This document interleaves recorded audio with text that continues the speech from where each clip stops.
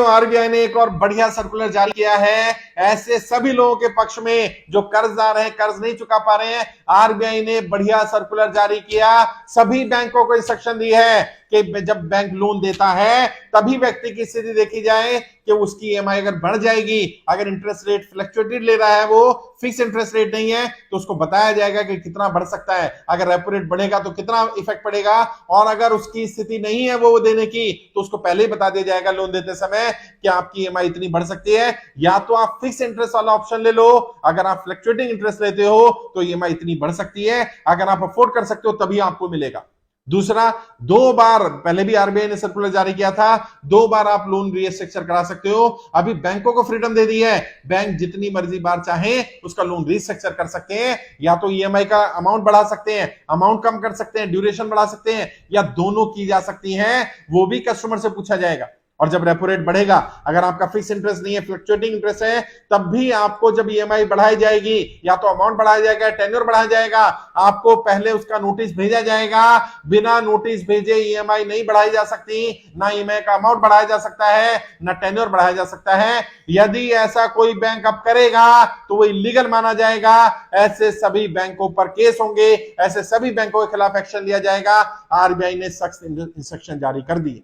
और साथियों, बार बार RBI regular circular जारी कर रहा है, कर्जदारों के पक्ष में सर्कुलर आ रहे हैं, बहुत सारे निर्णय लिए जा रहे हैं, और ये हम सबकी कर्जदारों की जीत है। इन सभी लोगों ने, जिन लोगों ने भरोसा किया, विश्वास किया, कर्जा मुक्ति अभियान में आवेदन किया, हमने जो फाइलें प्रधानमंत्री कार्यालय को भेजी, वो सारी जानकारी प्रधानमंत्री कार्यालय ने आरबीआई को भेजी, और आरबीआई लगातार सर्कुलर जारी कर रहा है। ये बहुत बड़ी जीत है। और जितने भी लोग सुन रहे हैं वो बताएं कि अगर आपको लोन रिस्ट्रक्चर करने का 2 बार 3 बार ऑप्शन मिल जाए, आपकी ईएमआई का अमाउंट कम किया जा सके, आपका टेन्योर बढ़ाया जा सके, या टेन्योर कम करके ईएमआई को बढ़ाया जा सके, ये भी बहुत बड़ी राहत हो जाएगी। अगर कोई व्यक्ति 15,000 20,000 रुपए की ईएमआई है, नहीं पे कर पा रहा है, तो उसको ईएमआई को 5,000 4,000 3,000 उस रेंज में कर दिया जाए जिस रेंज में वो आसानी से भर सकता है। ड्यूरेशन भले 10 साल की या 15 साल कर दिया, 20 साल कर दिया जाए, व्यक्ति को फर्क नहीं पड़ेगा अगर उससे कम अमाउंट जाए।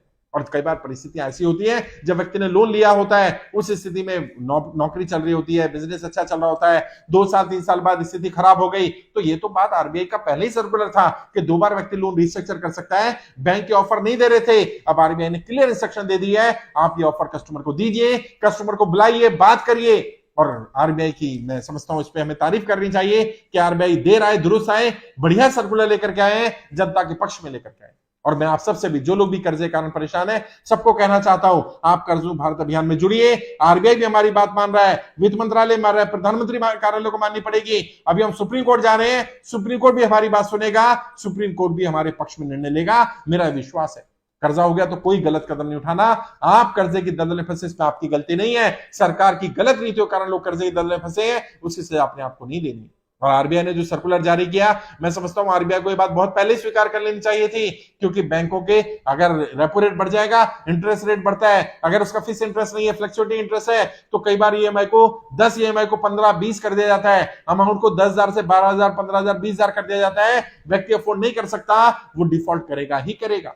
कल भी हमारे ऑफिस में एक व्यक्ति आए, उन्होंने बताया 16,000 रुपए मेरी इनकम है और 26,000 रुपए की मैं ईएमआई भर रहा हूं, मैं ईएमआई कैसे भर सकता हूं, नहीं भर पा रहा हूं, मुझे अपनी कमाई के लिए, घर के खर्चे के लिए भी दूसरों पर निर्भर रहना पड़ रहा है, ईएमआई के लिए भी पैसे दूसरों से लेने पड़ रहे हैं, मैं नहीं कर पा रहा हूं, बैंक को मुझे राहत देनी चाहिए।